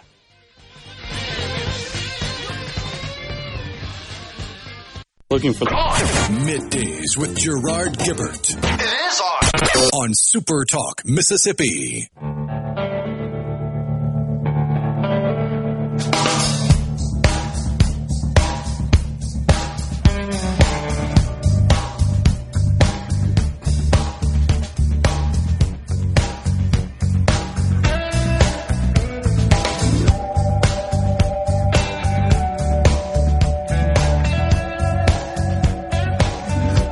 We are back with you at Sally Kate Winters Family Services in West Point, Mississippi. Today on In the Mississippi Minute with Steve Azar, you'll hear part one of an interview with Seth Power, who went from the gridiron in Mississippi State to the music stage as a singer-songwriter. In the Mississippi Minute with Steve Azar is presented by Superior Catfish. Remember, there's catfish, then there is Superior Catfish. It's U.S. farm-raised catfish with homegrown flavor. Ask for it by name at your favorite store or restaurant. Go to SuperiorCatfish.com for more info. The Sports Talk Mississippi team's going to be live at Scruggs Farm Lawn and Garden in Saltillo tomorrow for the Drive Green Spring Sales Event. There will be deals on John Deere commercial mowers at 0% for 48 months and 0% for up to 72 months on all compact tractors. So speaking of interest rates, that's, again, with respect to this prediction of a recession coming out of many of the economists in the financial industry, that's driving down Treasury rates, which helps you out with your interest rates on new houses, vehicles, major purchases. The 10-year is down around the 4% level, so that should cause the mortgage rates to decline as well. And that's just really a function of the expectation that we're headed to a recession. Money flows out of equities into bonds, Treasury bills included, and when that happens, the additional demand drives yields down, and that drives interest rates down. Do you remember our old friend from the Biden administration, Jen Psaki? She was I think she was the initial White House press secretary. Now she's got her a job over there at MSNBC. And she actually made a comment recently that intrigued me about Kamala Harris. She said that her laugh was great and that she was brilliant. Unfortunately, she just recently said this, by the way. Unfortunately for her, that was not a sentiment shared by the voters in this country. I'm sure you've seen this, Rhino. We got to pass this on. And that is Representative Anna Paulina Luna. She shut the dang House of Representatives down Tuesday night after forcing a vote to allow the members to work from home instead of coming into the Capitol. She wanted to be able to have the same rights and privileges that members of the House of Representatives have, even if she's not present, such as the ability to vote. It's just incredible that she was lobbying for this, and she was looking at throwing out essentially 236 years of precedent. And Speaker of the House Mike Johnson declared the House in recess and sent the members home. He was pretty flabbergasted by this move. Most of his fellow Republicans opposed this kind of concept of remote governance. Luna, however, did successfully recruit 8 Republicans to join Democrats on this discharge petition, which would have forced a vote on the issue by the end of the week. Incredible. So that's why Johnson sent everybody home. That is his prerogative. Wow. So, I don't know, folks. In my view, if you're going to put your hat in the ring to serve as a member of the United States Congress, you need to accept the fact that you're going to have to be there to do your job. It's just simple as that. And this notion of, oh, yeah, we're just going to run the country remotely, I'm not quite ready for that yet. I don't think that makes a lot of sense. But sure enough, Republican Anna Paulina Luna advocated for that, tried to get that to the floor for a vote. Didn't happen. Speaker Johnson sent everybody down. Also, Democrats are trying to force a vote to block Mr. Trump's 10% tariff. And that did receive some votes. 4 GOP senators joined with all Democrats. That was yesterday to repeal essentially the basis for the tariffs, and that's an emergency declaration. And I'll admit I have some concerns about that sort of power being available to one person in the country who just with a swipe of a pen can impose something as sweeping, as impactful as these tariffs are. Seems to me like the Congress, the people, the 535 we send up there ought to have more of a say in those decisions. Is Psaki related to Alejandro? He's just so detail-oriented and sharp. Mayorkas on the C-Spire text line. Oh, gosh. Mayorkas, what a piece of work that guy was. Don't miss that whatsoever. The old Homeland Security Secretary who wanted you to know the borders are secure. And that's one thing that the president has accomplished since he took office, Rhino. I hadn't seen the data in a couple of days, but substantial reduction, monumental reduction of border crossings. Just as the president said, we don't need any new laws. You remember the Democrats continue to complain that, well, we had a plan, but Republicans blocked it. They wouldn't pass laws. No, the president made that clear on the campaign trail. We don't need any new laws. We just need a new president. He was absolutely 100% correct. So that problem seems to have subsided considerably. Of course, many of the really bad ones are being expelled from this country, deported. And that is a good thing, in my view. Of course, we've got activist judges that are demanding that the planes be turned around. It's just incredible that all these judges have so much power as well. Chris from Oxford said Biden did that with student loans. But remember, Chris, that all got reversed by the Supreme Court. They got struck down. The Supreme Court said, no, you can't do that. And it was a good thing as well. So tariffs the power is vested in the president in the case of emergencies. So what he's done is declared an emergency, and that gives him the power to impose these tariffs. I think the question, though, Chris, is, well, what do we need a Congress for? Well, just one person could run the whole show. I don't think most people really want that. Pretty sure that Luna vote only had to do with mothers 12 weeks postpartum, said Ben from Madison. Not sure how I feel. I think you're right, Ben. Not sure how I feel about that, but it wasn't a blanket, everyone go home and vote proxy from your district. No, I may have been unclear, Ben. What I said was I think it could lead to that. That's what, if I didn't make that clear, that was my concern, was the slippery slope that such a policy could lead to.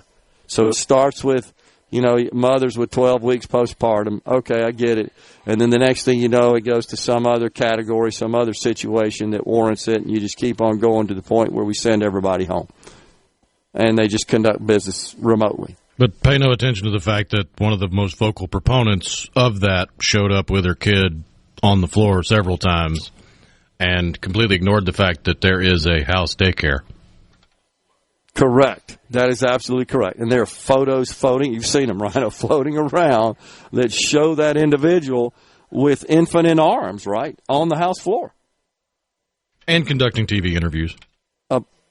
Using the baby as a prop. That's what. Okay, right. I knew I'd seen, maybe it was a still photo of the interview, because you're right now that I think about it. You could see a camera and a mic also in the image. Let's see. I know I text a lot, but I believe it's on the C Spire text line. But I believe I asked you a few weeks ago, what about any topics that might require a special session? Who'd have thunk it? Yeah, I certainly didn't think it would be for the budget. I know that there was some thinking at one point that maybe we're going to have one for tax reform, that the governor was so intent on getting tax legislation passed. If that didn't happen, he'd call a special session for that purpose. I've actually also encouraged, made it, I guess, known that I'd like to see the governor include in the special session, if not have a separate special session, to get this school choice issue on the table. Because that comes out of the House, goes to the Senate, it dies, can't even get it brought up in committee. And if you heard my interview yesterday with Senator David Blunt, I expressed concerns about that these committee chair people just have way too much power. They don't like a bill, they don't like a measure, they can just dispense with it. And you don't know how the rest of the committee feels. Now, I know they'll say, well, yeah, I counted the votes, and clearly this doesn't have the necessary yays to pass it and get it to the floor. But, okay, well, let's see that. Let's get them on the record. I really think we ought to change the rules here in the state of Mississippi to do that. All right, we're stepping aside for a break right here at Sally Kate Winters Family Services. We got another segment coming up next. We've got Marie Blaylock coming up next. Stay with us. Rockin' Robin, slow rockin' Robin, 'cause we're really gonna rock tonight.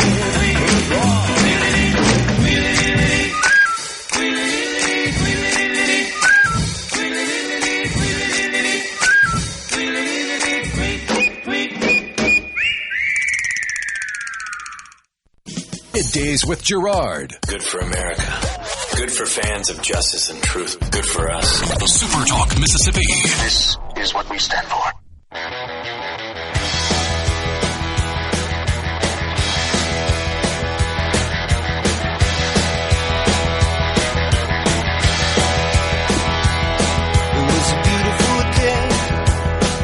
Welcome back, everyone. It's Middays. We're live at Sally Kate Winters Family Services in West Point, Mississippi. Appreciate you bumping us into that segment there with a little Tom Petty. Rhino, appreciate that. We're pleased to welcome now Mary Caitlin Blaylock, family nurse practitioner and mobile unit coordinator with Access Community Health Services. Mary, thanks for coming on. Thank you for having me. All right, so tell us exactly what your job entails there. Like you said, I'm a family nurse practitioner with Access Family Health Services. We have 5 main clinics and 10 school-based clinics, and then we have our mobile unit, which is a mobile clinic on wheels, basically, that we've rolled out pretty much full-time in January of this year. We offer all of the services on our bus, our mobile clinic that we offer in our regular clinics. We can do acute care, sick visits, chronic care visits, wellness visits. We're able to do labs and swabs for sick visits, pretty much anything that you can get in our regular clinic. We offer to the community. We try to travel into rural areas and get health care out there to everybody. So I just saw the vehicle out front, right? Yes, that's us. Brand new? It is. That's pretty cool. Yes. Yeah, I remember seeing that in the past. So how far will you travel with it? We typically go, we cover around 5 counties, about 50 miles from our main clinic in Smithville is where we try to stay. And we also have a full working lab on there, triage. We are set up for dentistry. We hope to get that rolling pretty soon as well. And what about physicians? Do they accompany you as well sometimes, or how do you get them involved? I'm typically the only provider. Okay. We do have collaborating physicians at all of our clinics. Yeah. We're staffed of just me, a nurse, and our receptionist and a driver. And so we typically do community events. We go to some schools as well that we don't have school-based clinics in. Also, are trying to reach out to industries to promote wellness visits for insurance benefits. I know that that's a big need. Sure. So we try to do a broad scope. How do you work with Sally Kate Winters? This is our first time working with Sally Kate. We don't have any clinics in West Point, and so we are excited about coming to this area, and we're hoping to establish some permanent relationships with them to help them out in any way that we can to provide care for them. And especially the children, right? Sometimes Yes. maybe they, because of their circumstances, have some ailments that haven't been addressed. That's right. We see all ages, pediatrics to geriatrics. Again, do sick and wellness visits. We can offer vaccines as well. TB skin tests. I know that we've discussed that with them. So we hope that we have a lot of services that will benefit them in the future, for sure. And we accept insurance, but we also have a sliding fee program where it is based on income and household size. So we pretty much can offer care to anybody, insured or uninsured. Do you see this as becoming a more mainstream approach to delivering health care? Absolutely. We have already seen benefits as far as setting up in schools and industries, being able to keep students in the school, treat them, and send them back to class if that's possible, and then doing wellness visits to keep employees preventative measures, and then keeping them at work as well and not having to take time off. So I think that it's really starting to take off for sure. So will employers, companies call you guys in and come to site? Yes, we have worked with a few municipalities, but we're really trying to form some relationships with companies because, again, we accept all insurances, so and have the sliding fee program as well. So we would love to go set up anywhere. We run off of a generator, so we're fully functioning without having to have anything other than somewhere to park. Yeah, I mean completely mobile. That's right. Wow. Do you see the organization perhaps expanding to other areas of the state? Is that something that might be on the radar? I hope so. Access is constantly growing. They started out as one clinic, and now we're up to 10. We also have a dentist office, 3 pharmacies. So we are constantly growing. Do you feel like this approach, this mobile approach, could be a valuable tool in servicing the so-called healthcare deserts, particularly in our state, where they're just a long way away from needed care? Yes, absolutely. Access is actually, that's what we do, is serve rural health. We started out as rural health providers, and so that's what we work towards for sure. And that's where our 340B program, pharmacy program, comes in, where people that don't have prescription coverage or have no health insurance can be seen on our sliding fee and then use our pharmacies as well. So really nothing holding them back from getting the care that they need and deserve. Absolutely. Mary, thanks for coming on. Thank you so much. That's a wrap here today, folks, from West Point, Mississippi. Sally Kate Winters, Family Services. Don't forget to text SuperTalk 25 to 91999 to donate to this fine organization. Back with you again tomorrow in the Element Wealth studio at SuperTalk headquarters. Until then, stay safe and God bless everyone.